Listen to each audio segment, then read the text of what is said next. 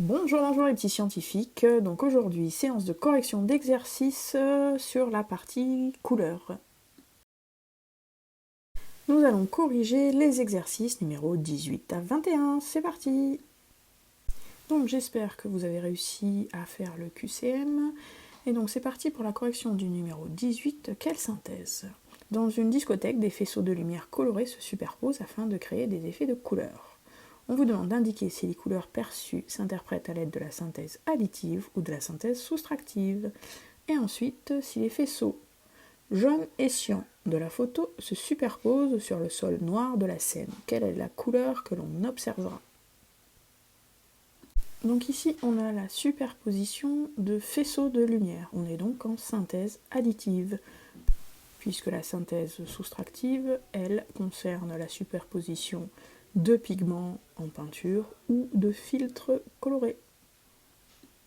Donc, si on superpose deux faisceaux, jaune et cyan, quelle couleur va-t-on obtenir?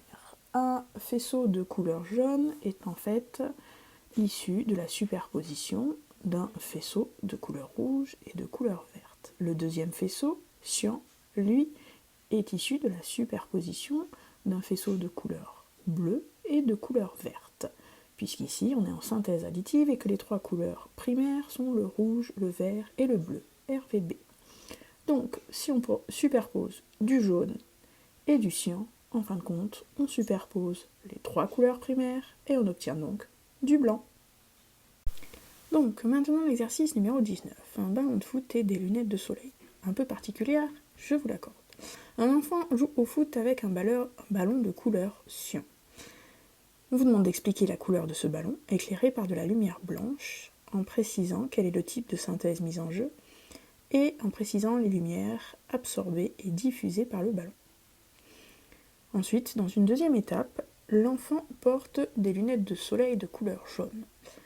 On vous demande de quelle couleur perçoit-il le ballon avec ses lunettes vissées sur le nez, et enfin de faire un schéma de la situation pour expliquer la situation justement en utilisant les termes absorbés, transmises, diffusés. C'est à vous. Donc, on prend un ballon de couleur cyan, ça ne court pas les rues, je vous l'accorde. On l'éclaire en lumière blanche, lumière composée des trois couleurs primaires rouge, vert, bleu. On va l'apercevoir de couleur cyan, puisqu'en fait celui-ci va diffuser les lumières bleues et vertes et absorbera la lumière rouge. Le bleu plus le vert en synthèse additive, ça donne du cyan. Le type de synthèse mis en jeu ici est la synthèse soustractive.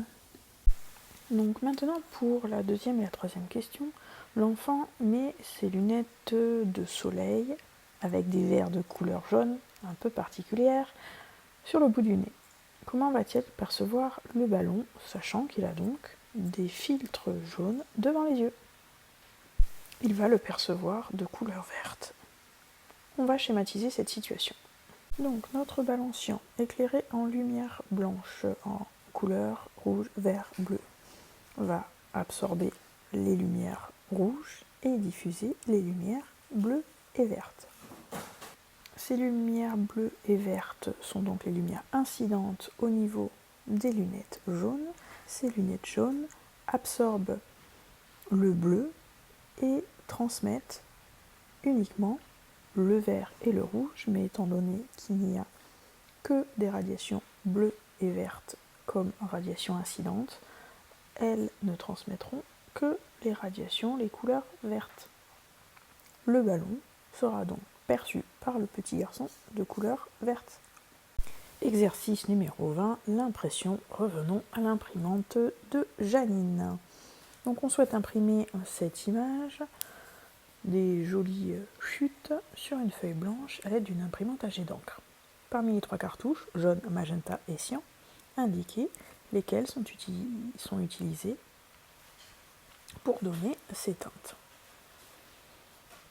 Donc, pour donner la teinte bleue, et on vous demande de justifier par un schéma, la teinte cyan et la teinte blanche. Ensuite, en deuxième question, précisez comment sera perçue l'image si on imprime sur du papier jaune. Et enfin, quel type de synthèse est utilisé ici? Donc pour imprimer du bleu, on utilise les cartouches cyan et magenta. Pour imprimer du cyan, on utilise uniquement la cartouche cyan. Et pour faire apparaître des zones blanches, en fin de compte, ce sont des zones où il n'y a pas d'encre projetée, jetée, puisque c'est une imprimante à jet d'encre. Pour ce qui est de l'impression sur papier jaune, les zones blanches apparaîtront jaunes, puisqu'on ne dépose aucune encre sur le papier et qu'il est jaune.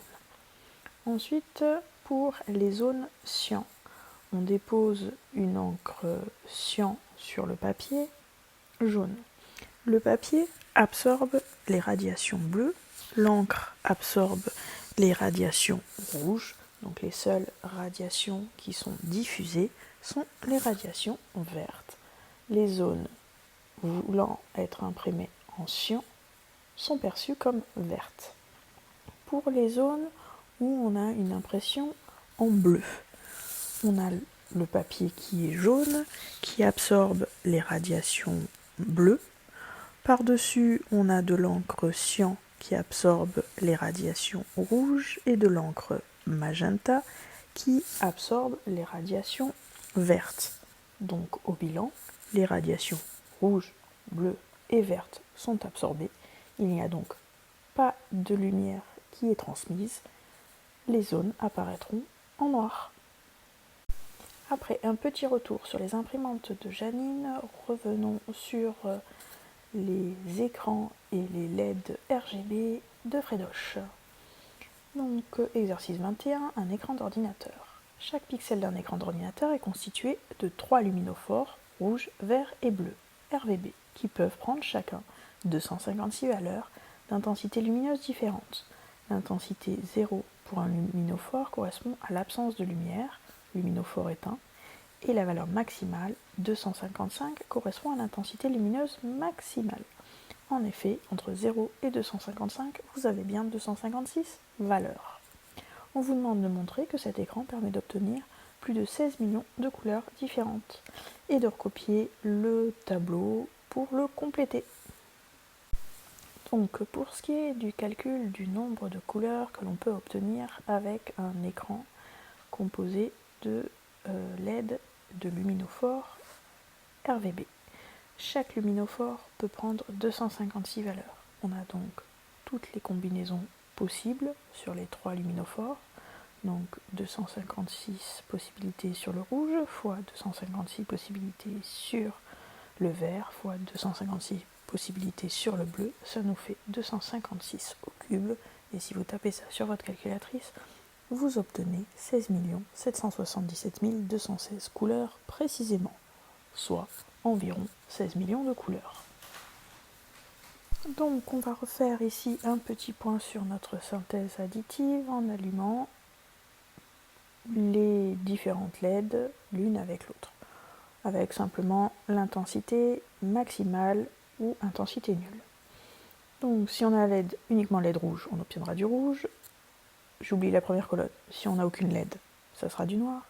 Si on a les LED rouge et verte, synthèse additive, rouge plus vert, ça donnera du jaune. Si on a du rouge et du bleu, on aura le magenta. Si on a uniquement la verte, ça sera du vert. Si on a maintenant la vert et la bleue, ça fera du cyan, que la bleue. Et si les trois sont allumés, on obtient du blanc. Merci bien, c'en est terminé pour cette séance de correction d'exercice.